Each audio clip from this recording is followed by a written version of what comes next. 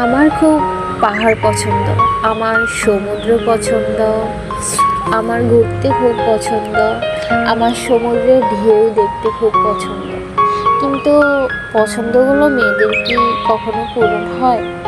পছন্দ পছন্দেই থেকে যায়, স্বপ্ন স্বপ্নেই থেকে যায়। কেন জানেন? বিয়ের আগে বলে পর জামের সাথে যেও, কিন্তু বিয়ের পর তো জামে বিজি হয়ে যায়, কোথাও যাইতে পারে না, বাস।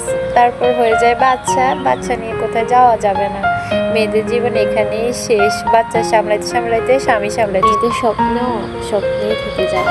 আর পাহাড়ও দেখা হয় না, আর আড্ডাও দেওয়া হয় না, তাদের সমুদ্র দেখা হয় না, তাদের সমুদ্রের বিশালতা দেখা হয় না, সমুদ্রের ঢেউয়ের শব্দ শোনা হয় না, তাদের আনন্দটা উপভোগ করা আর হয় না। তাদের জীবন এভাবেই কেটে যায়।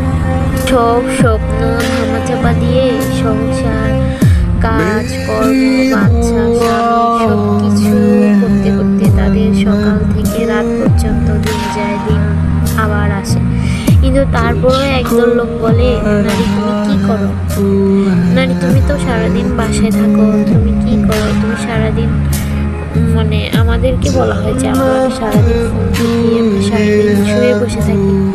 আসলে পুরুষ এটা কখনো বুঝতে চায় না যে তারা যতটুকু কষ্ট করে, মেয়েরাও ঠিক ততটুকু সংসারে কষ্ট করে।